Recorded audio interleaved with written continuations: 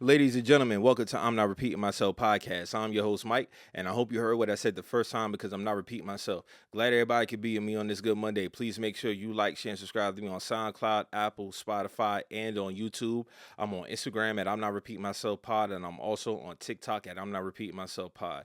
Hope everybody had a good weekend, man. We had some great shit going this weekend with NBA playoff basketball, which we're going to talk about a little bit later. A couple of announcements.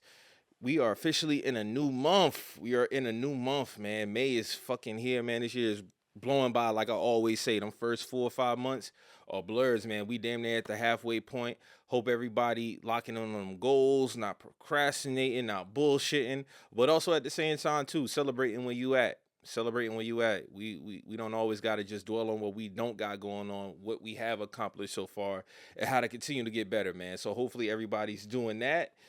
And we're going to go ahead and jump right into this motherfucker, man. So, off rip, I did say regarding this, I wasn't going to get no commentary on it, but I'm going to take a different direction on it. So, we got a new announcement for a new Verzuz matchup that's coming up. That's between Rick Ross and French Montana. Now, off rip, especially if you know me, I'm not the biggest fan of French Montana. You know, I kind of have a running joke that when Stay Scheming come on, his verse come on, I go ahead and I fast forward or I start it over. But I will say, there was a point in time around the Mac and Cheese 1 and 2 time frame. I definitely was a French fan, but after that, I kind of just fell off of him, man. And I feel like this matchup was probably one, in my opinion, this is probably one of the most uneven matchups we done had in versus history. I don't know who asked for that. I don't know. Somebody was just like, man, let's flip a coin to see who can we get the matchup. But I'm not feeling this. And the first time Rick Ross did his versus, he did it against 2 Chainz. I kind of was like, but it was okay. It was okay matchup. Rick Ross, excuse me. Rick Ross came out victorious in that matchup, but I kind of felt like he could have went up against a better opponent. And I still feel like he can go up against a better opponent. Rick Ross, I felt like should go up against T.I., Jeezy if you want to do it again. Shit, even Gucci, Future. We could have got him against the Game. We could have got him against Meek Mill. But him and French Montana, no, sir. I'm not feeling that matchup at all.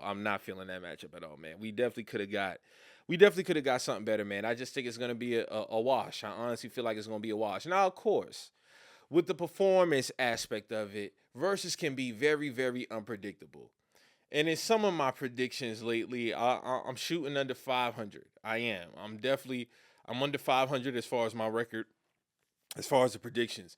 But this one here, I'm very confident I won't get wrong. I'm not saying French probably won't get a few rounds, but I'm really not interested, man. I think Rick Ross is really going to clean house. Rick Ross is one of my favorite rappers. I got him ranked in between 10 and 15th all time.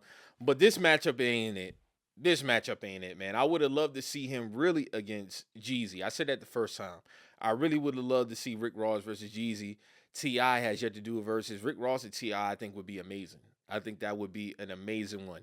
You got the Game, who still hasn't done one. Of course, I love the Game. Rick Ross and Game would be a dope one. Rick Ross and Meek Mill, especially being that they had MMG together, so towards the end, they can go ahead and collaborate on some records. But French, nah.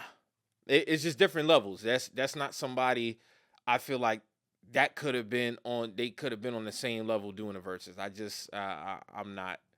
I'm not seeing how that aligned. So I don't know what Versus did. I don't know if they was just like, hey, listen, like, who could we get them to go up against? And they were just doing on some random shit. But Rick Ross and French, no, sir. No, so that's pretty much all I have to say about that, man. Like, I'm not gonna really tune into that, but I just want to say this is who Rick Ross should have went up against, man. Like, and especially with me being more of a fan of rap than R&B, man. Like these matchups gotta be on point, especially when we celebrating legends, man. I don't think we should be wasting them on guys in different tiers. Like Rick Ross and French are in different tiers. I know they got a couple of records together, but when it comes to albums, rappability, they're not in the same class at all. They are not in the same class at all. No disrespect to French. I'm just not a fan of dog music like that. But even from a level standpoint, it's just like, yeah, man, I don't see that at all, man. I don't see that at all. So moving on to this next topic. Jay-Z had an interview with New York Times. Jay-Z has been in his interview bag lately. Of course, he got his his concert that's coming up in July. He done sold out 3 shows. He got him on the 10th, 11th, and 12th. I think he added the 12th show called Extra Innings, which is dope because, of course, it's going to be held at Yankee Stadium. Celebrating the 30th anniversary of Reasonable Doubt, which I'm going to talk about in a minute because of somebody else. And the Blueprint celebrating 25 years. Crazy, man. It's been 25 years since Blueprint came out. That's insane. That's really insane. But, of course, Jay-Z had a speaker pointed here that, of course, had everybody having the conversation. So I'm going to go ahead and play this and then give my opinion on what he's saying. This is Jay-Z regarding on, you trying to make young music if you're an older rapper. Create something that fight against the future. Future's coming. Artists, they were trying to recreate something that was already done, but they're not connected to it like that.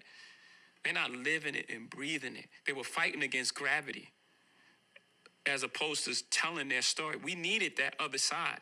We needed to hear about what happens when you've had 4 successful albums. What happens? What is that feeling like? How do you make the next one? How did you get in the studio? How are your kids? How do you interact with them as this hip-hop dad? But if you're trying to make young music and you're not young, it's going to be inauthentic, and people could feel that. You can smell it. So the best thing that anyone can do, like going through music, is to tell their story and just keep creating from that space. I love what the Clips are doing right now and how it's authentic to them, and they're telling the story about their mom and dad who just passed away and how deep that is, with John Legend singing on the chorus, and everything that they've been through is an authentic display, a piece of classic material that it could have came out 96 or come out 2026. It still feels the same because it's real and it's authentic to who they are. So now, once again, I spoke about this before with the Lil Russell and Lil Wayne thing. Again, with this maturity in rap, what's so funny is because I just seen Jay-Z in a clip with DJ Khaled and Lil Baby in the studio. I'm pretty sure they ain't on there talking about no family life, stocks and bonds, and all this other shit. I'm pretty sure they're not doing that on that record. But once again, rap is entertainment. Rap is about telling stories, regardless of what the stories are. I'm not saying if you choose to rap about your life, I won't listen to it, I won't like it. Yes, but at the end of the day, I have to like it, and it's not a requirement. If you're 30 years old, I'm not.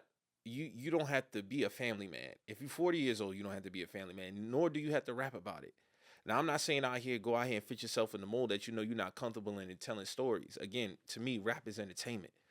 So if you have a formula and it's working for you and the music is good, do that. Future is, 43, 44 years old. He damn sure don't make mature music. But every time he consistently, he drops some good fucking music. That's just my personal opinion. I don't think we have to get locked into this mindset that as you continue to get older, your music has to match where you're at in life. Rock stars don't got to do that. R&B artists don't do that. Rap is the only genre where we continuously have to have, why you rapping about this at first of all, they even still kind of look down on you if you rapping at a certain age. But we found out over the last year, of course, 2025, I celebrated 2025 for the veteran rappers who killed the game. Rap is ageless. Music is ageless to me. And, if you agree with me, cool. If not, that's cool too. But to me, music is ageless. If the music and the bars are there, I'm all ears. I don't care about the maturity aspect of that shit. I don't. To me, I feel like it's very lazy. And I feel like you actually boxing an artist in from a creativity aspect. I really feel like that. I really feel like you boxing an artist in when you tell them, you supposed to be rapping about this at a certain age. No, bro, let people rap what the fuck they want to rap about. Let them put it out if it ain't good, but don't tell me it's because of the content or the maturity aspect of it. Nah, because niggas be picking and choosing. Like, Rick Ross ain't up here giving us a 444. Again, Future ain't up here giving us a 444. And I'm not saying nothing is wrong with 444. I'm talking about making it a requirement as you get older. No.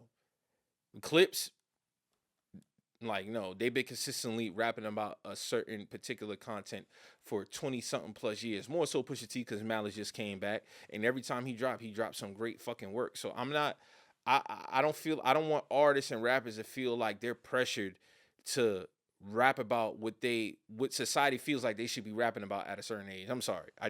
I will never agree with that shit. I will never agree with that shit. It sound cool, but I'm just not with that shit, man. I'm just not with that shit. It is what it is.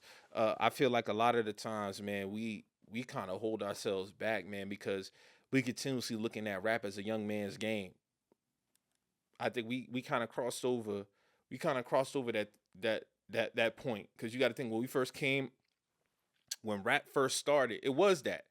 But shit, man, we 50 years in now. All the rappers ain't young. And we always talk about how we want to see our legends get older and grow, and we still want to hear from them. Again, 2025, amazing year for the veteran rappers. Amazing year for the veteran rappers, man. I still want to hear from these niggas. I hope Clips drop another album soon.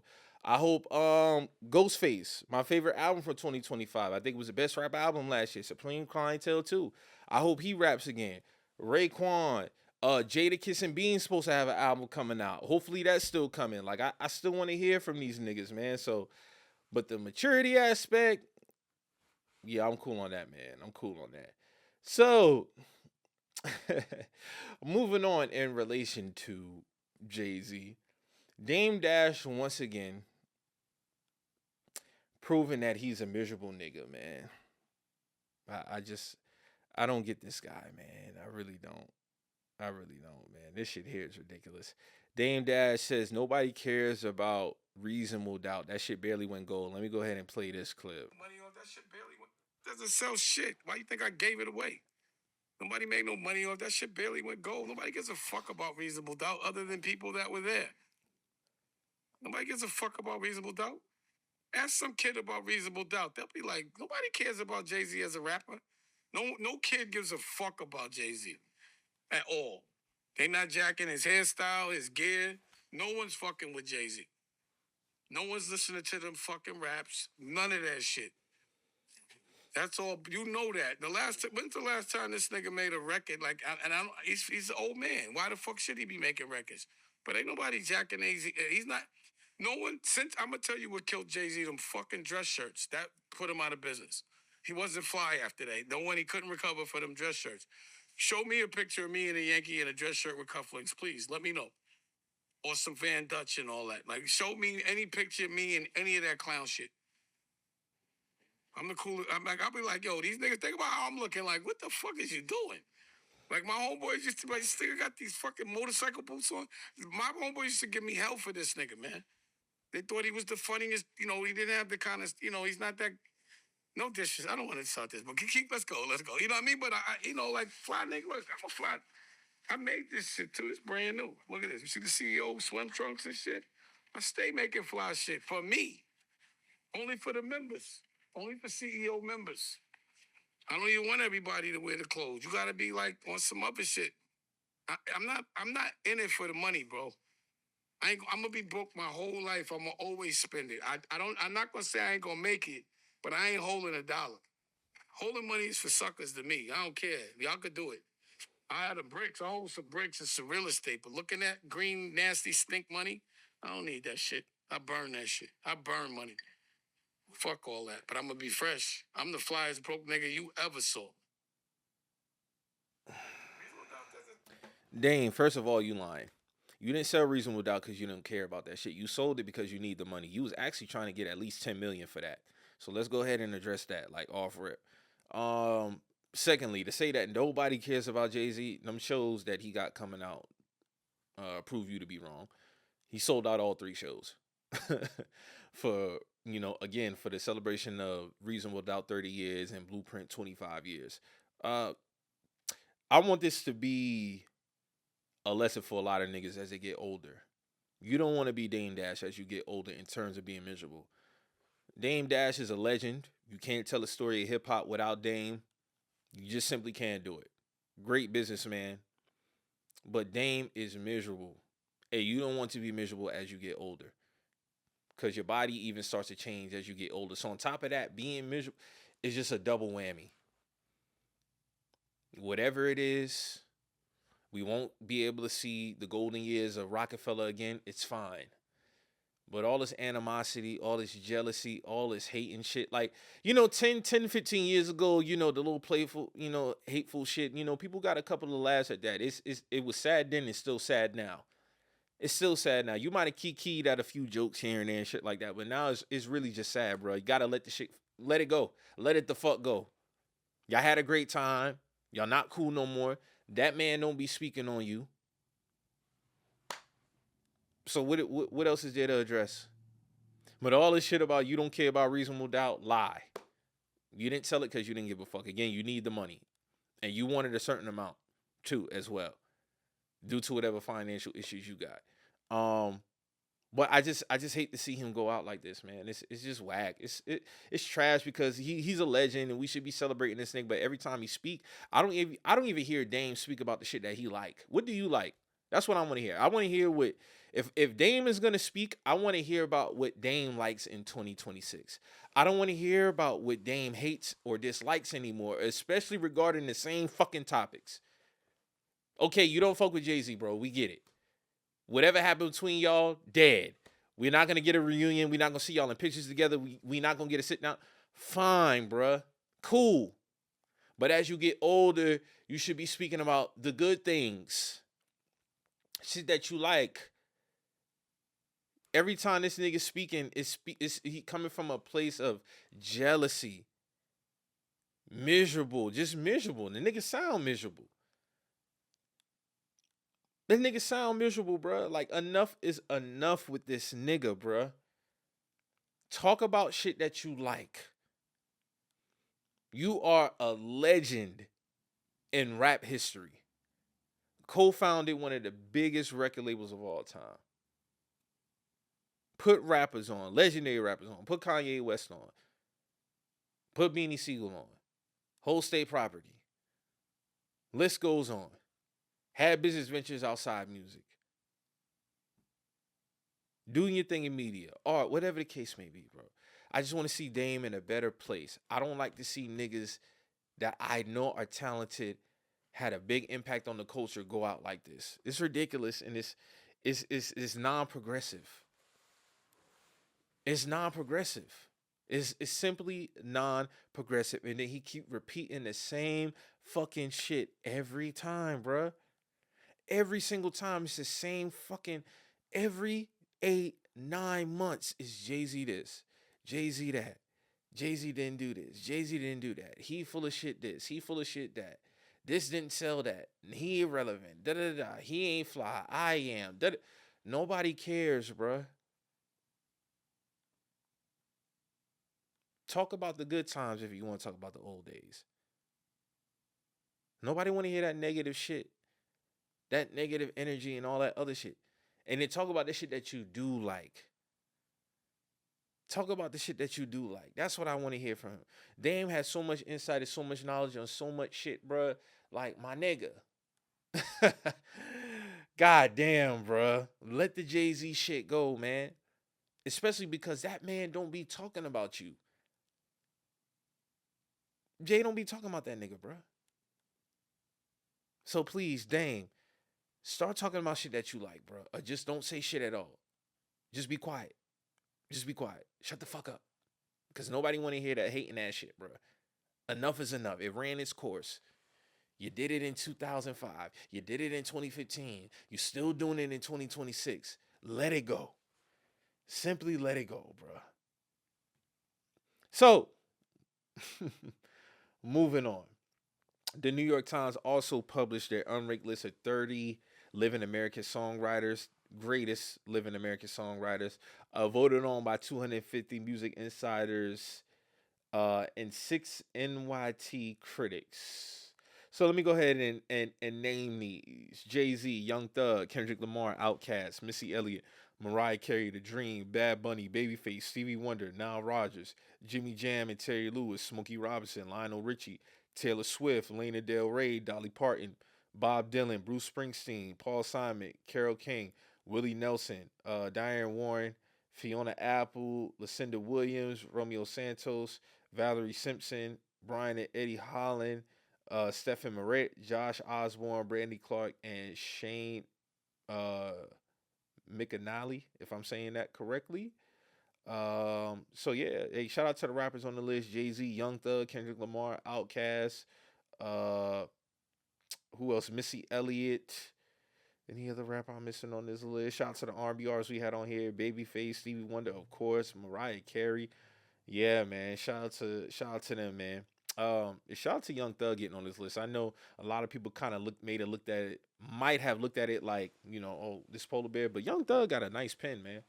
Young Thug do got a nice pen. Like, I'm surprised that he made the list, but also at the same time, I'm glad that he getting his roses, because Young Thug definitely be writing some shit. I'm even gonna lie. And this coming from somebody, when Young Thug first came out, I really wasn't the biggest fan of him, but he definitely grew on me around 2015. When Barter 6 came out, I was like, yeah, this nigga here something serious.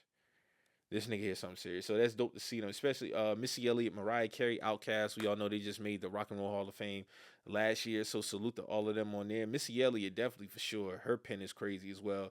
Mariah Carey, that goes without saying. The Dream. The Dream actually got it. The Dream might be top 5 like songwriter ever. He might be. I really had to sit down and think about it, but him in combination, Stevie Wonder, Babyface, I think the Dream might make the top 5 if we talking about songwriters of all time. I had to think about it. Maybe you compile a list together, but if I had to think, I think it'd be hard pressed to find 5 songwriters better than the Dream. The Dream, his catalog is ridiculous. This man catalog is ridiculous. His pen is ridiculous. Shout out to the Dream though, man. Glad to see him getting his roses as well. So yeah, shout out to New York Times for that list. I'm not really mad at this list. I'm not really mad at this. Shout out to Smokey Robinson. He on here too. Of course, you gotta have him on there. But yeah, I'm definitely not mad at that. Who else was on here? Kendrick Lamar. Shout out to Kendrick Lamar. Well, shout out to Kendrick Lamar as well. Kendrick Lamar is actually, I always say when it comes to storytelling, he's one of the best storytellers of all time in rap. I have him top 2 with Biggie. It's Biggie and then Kendrick Lamar as the best storytellers in rap history. So salute to Kendrick Lamar for making that list. But we're gonna transition into another topic regarding Kendrick Lamar, because even though Kendrick Lamar is one of the greatest songwriters ever, I'm not going to disagree with that. He is not one of the best vocalists of all time. So Consequence put out a top 100 list of songwriters of all time. And man, oh man, this here was just, yeah, this was crazy. So I'm going to go ahead. What I'm going to do is I'm gonna start from 40. I'm gonna start from 40. I'm gonna go on down. I'm gonna start from 40. Coming in at 40 is Elvis Presley. 39, Smokey Robinson. 38, Ozzy Osbourne. 37, Dolly Parton. 36, Tina Turner. 35, Mariah Jackson. Now, please listen to these names carefully as I continue to go down this list. 34, Frank Sinatra. 33, Luther Vandross. 32, DMX. 31, Al Green. 30, Ann Wilson. 29, Sade. 28, Tom Waits. 27, Patsy Cline. 26, Otis Redding. 25, Kurt Cobain.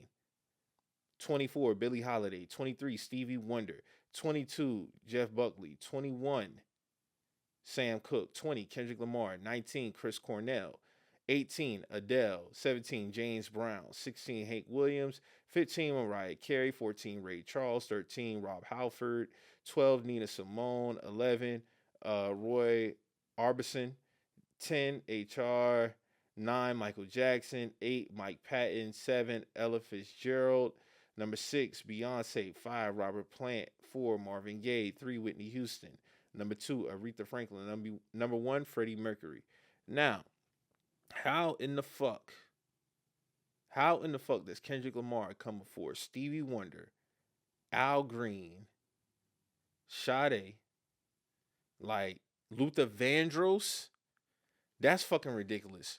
Listen, Kendrick Lamar, again, I just said this. He is one of the best storytellers of all time in rap. He's one of the best rappers ever come through the game, rap icon, whole nine. There's no way this nigga should be on no vocalist list at all. Neither should DMX. I saw DMX is on this. I don't know how he's on this list. But you put Kendrick Lamar at 20, and then you got Al Green, Sam Cooke, Luther Vandross, Stevie Wonder after him. That's fucking insane, bro. Like, we gotta stop. We gotta stop. I'm not gonna say what I really want to say because I really don't like using that term. But if you follow me, you know where I'm going with this. It has to stop. It has to stop, bro. It has to stop. Enough is enough. Like, we don't have to continue to put this man on every single list. No, he doesn't cover those bases. I wouldn't be surprised if NFL.com dropped the list. The top 25 receivers of all time, Kendrick Lamar coming at 14. NBA do one, he coming in at 25. I just don't get it. I just don't get it. Like, we don't gotta continue to do this, bro. Like, we don't. We don't, bro. He is a legend in rap. In no way, shape, or form is this nigga a vocalist. At all. He don't. That's something he simply do not do.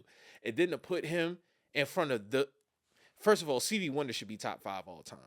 Stevie should be top 5 all time. Luther Vandross should be top 10 all time, along with Stevie. And they fell behind 10 spots with Kendrick. Enough is enough, man. Enough is enough. And niggas just gotta stop. We get it. We got it. We get it, bro. When we start crossing over this nigga into other shit that he does not do at all, we got to call it out, man. We got to call a spade, man. You niggas need to knock it the fuck off, man. For real, for real. Stop it.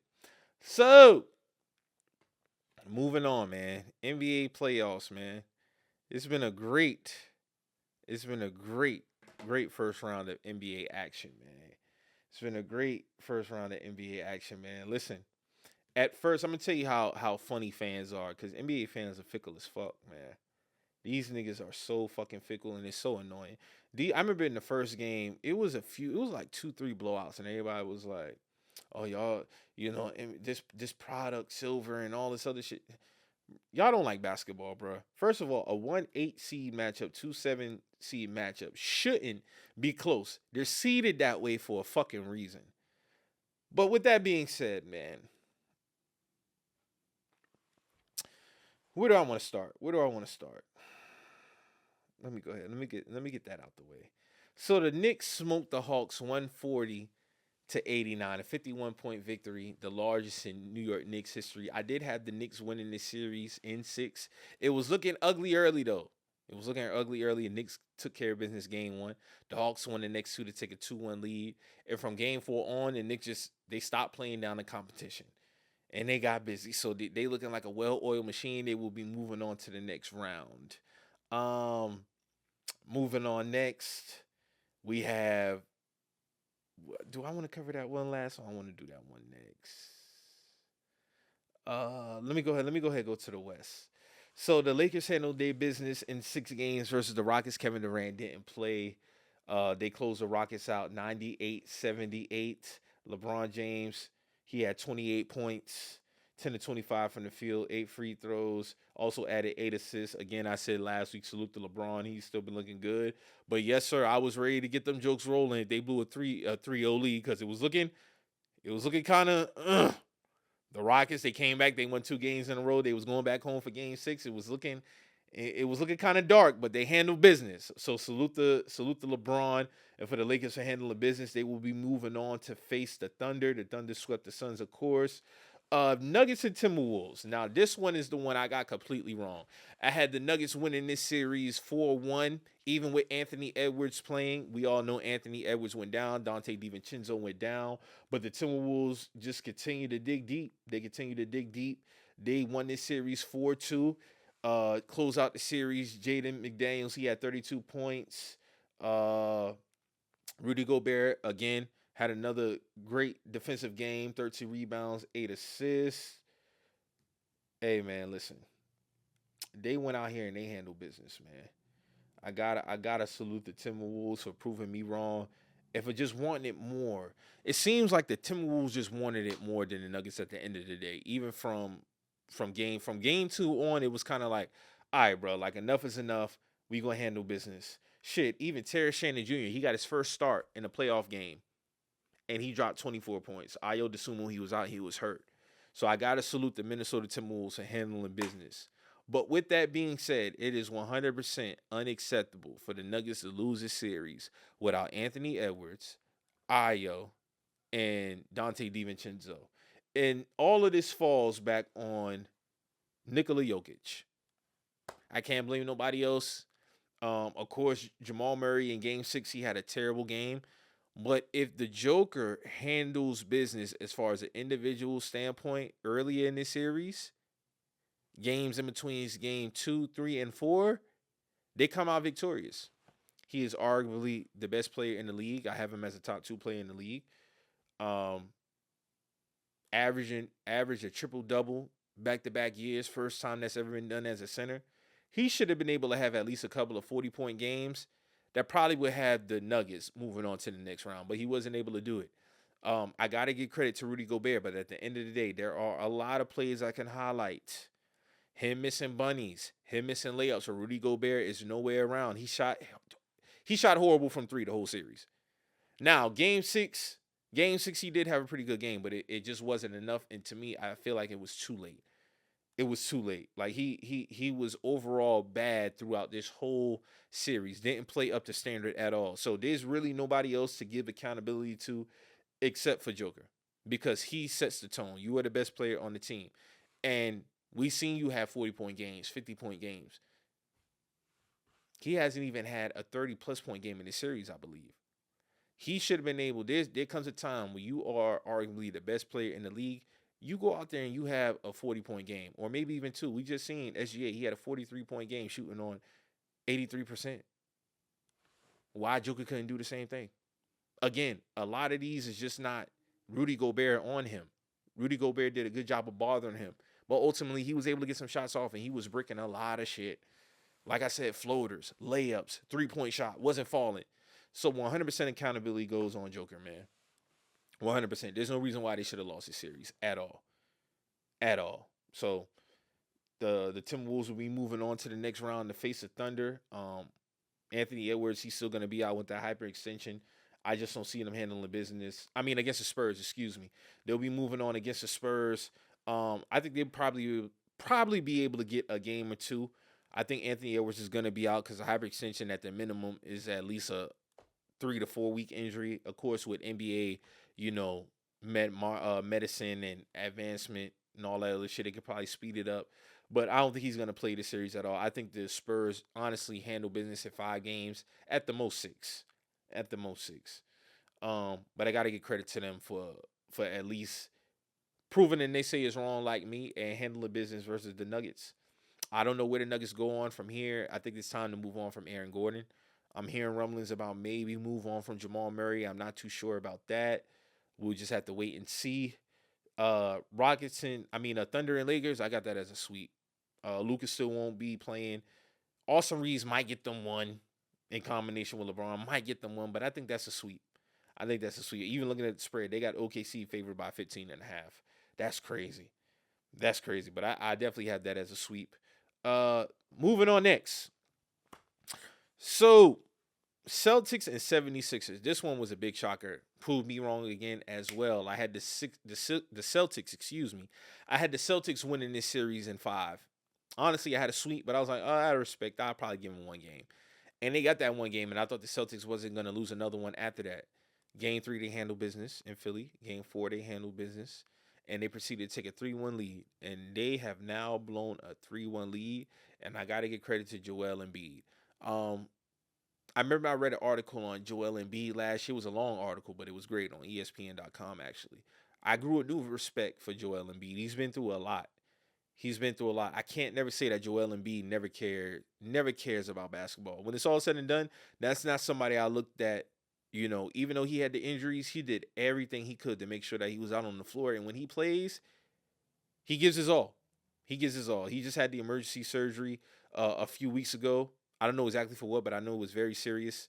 Of course, he's been dealing with, knee injuries, you name it, he had it, foot, all of that.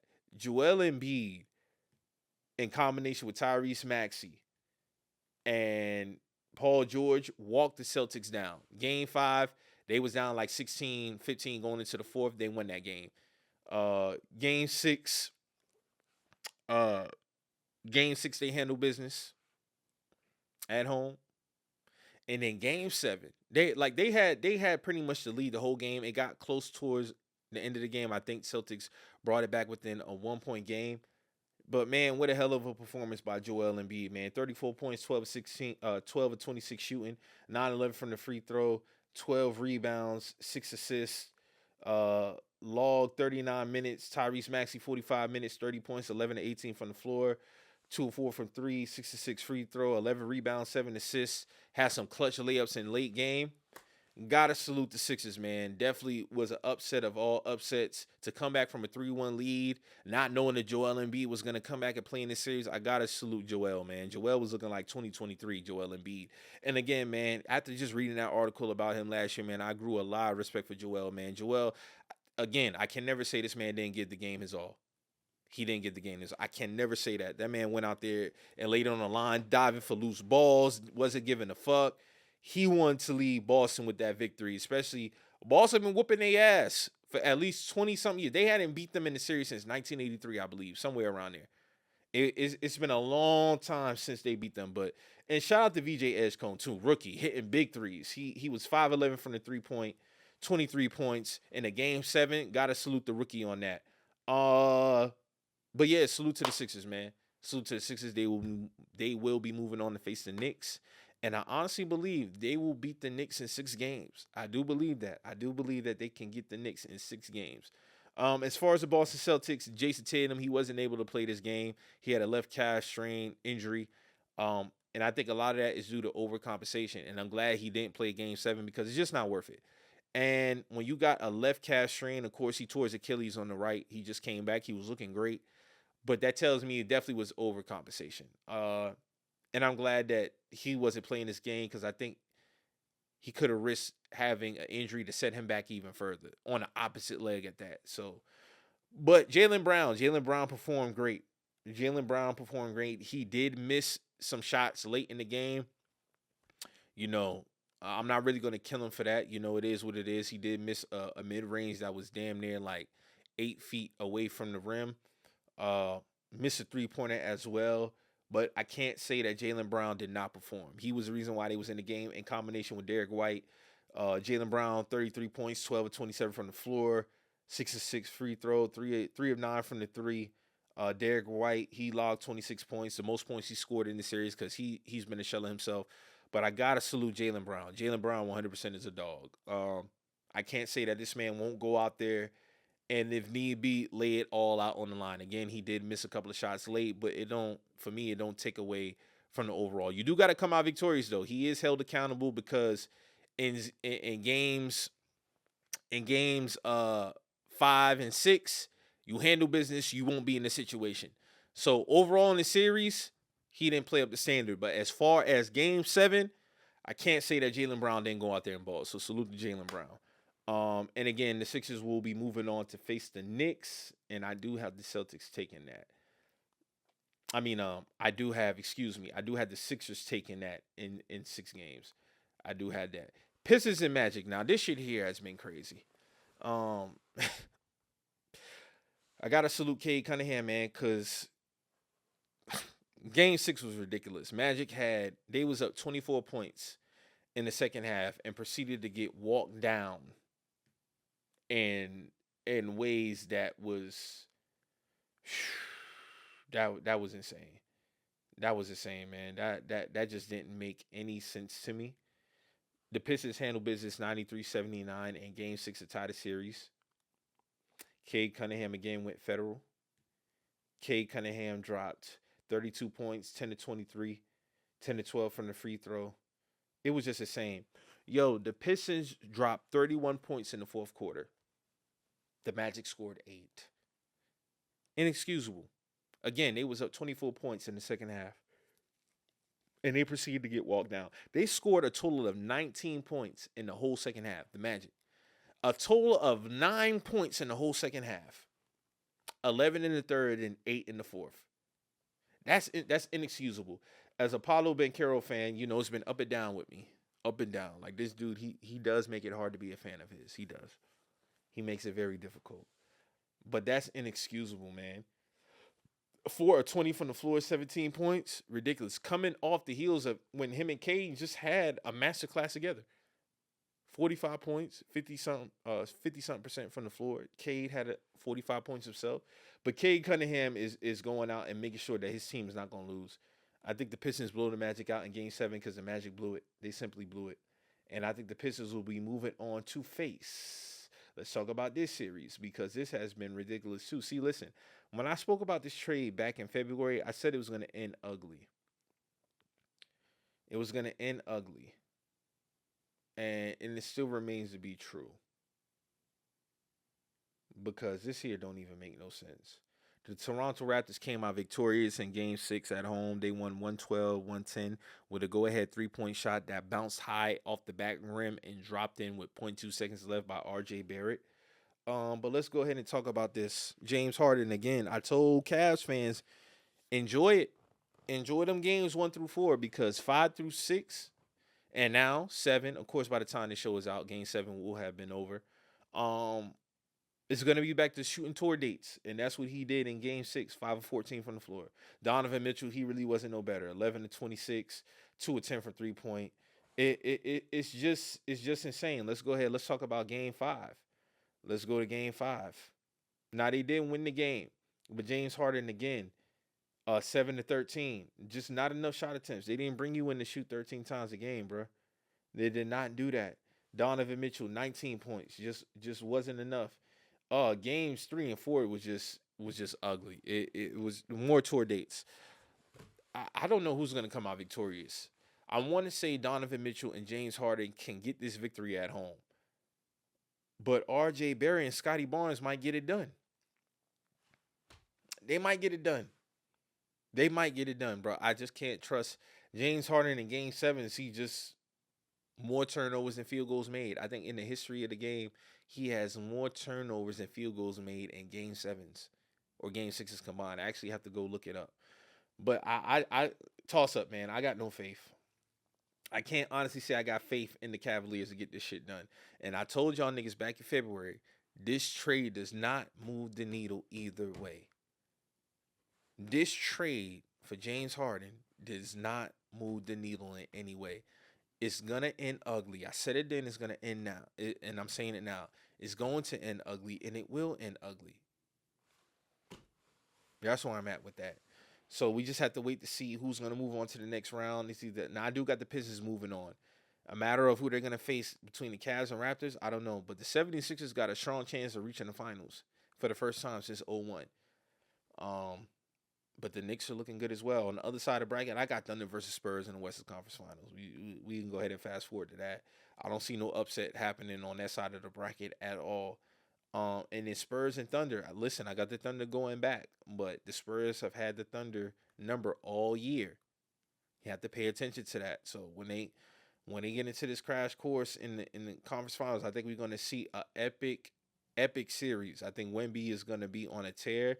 SGA is going to be on a tear. I think we're going to see some classic games from that series. As far as the Eastern Conference Finals, again, I got the Sixers going. Pistons versus Raptors or Cavs, I just don't know because the Pistons, Cade damn near got to average 35 to 40 for them to even have a chance in the game. They're not getting enough support from Jalen Duren. He has been, oh my God, he has been terrible throughout these playoffs. Terrible. Not living up to this standard at all. I don't even think he had a 20-point game yet. And this is somebody who's averaged 20 and 10 on the season. So, yeah, man. Yeah, that's pretty much that with that. So yeah, man, I'm interested to see how this next round goes. Again, by the time this show airs, the Game 7s will already been concluded between the Pistons and Magic and Cavs and Raptors. So I'll be interested to see how that pans out going into next week. And that's pretty much all I got for this week's show, man. Again, I want to thank y'all for tapping in with me, checking in with me. Next week, I'll be at officially 1 year of starting this podcast, man. It's been crazy, man. It's been crazy. And definitely, it's how can I say? it's kind of shocking, but not shocking at the same time. Time, of course, don't wait on nobody. I can't believe I'm already at 52 straight weeks, man. That's crazy. But May 11th officially will be my 1 year mark. And when I hit episode 50, I was like, man, like 50 straight weeks. 50 straight weeks, man, of solo podcasting, man. And I did it. I did it. And it kind of feels like it's a monkey off my back. Not in terms of me not accomplishing something, but I was just so anxious to be week to week, regardless of what the fuck I had going on, sick, whatever. I was determined to hit a year straight, consistently potting. And for me to be coming up on a year next week, man, I'm so proud of myself, man. When I hit 50, I was proud. I was like, bro, this is and it's not easy. I may make it look easy, but every week I'm trying to get better. Like I'm staying consistent. I'm chasing the dream. Not chasing, I'm pursuing. I don't like to say chase because it make it seem like it's running away from me. I'm pursuing the dream, man, and I'm glad that y'all taking this ride with me, man. I really am glad that y'all taking this ride with me. I plan on making history. I plan on these episodes I'm making in real time. I'm hoping people look back on these episodes and get inspiration for their dreams, whatever they chasing, and know that I gave this shit my all, and I'm gonna continue to give this shit my all, man. So again, I want to thank y'all for tapping in with me, checking in with me. Hopefully, man, y'all doing what y'all supposed to be doing. Again, you not procrastinating. You setting goals, you hitting them, and you ultimately you doing what you supposed to do, and getting your ass in the gym, getting y'all lazy asses in that gym. Make sure you getting your ass in that gym, and ultimately you're being safe. So, like I say every week, man, this is I'm Not Repeating Myself podcast. I'm your host, Mike, and I hope you heard what I said the first time because I'm not repeating myself. I'm out.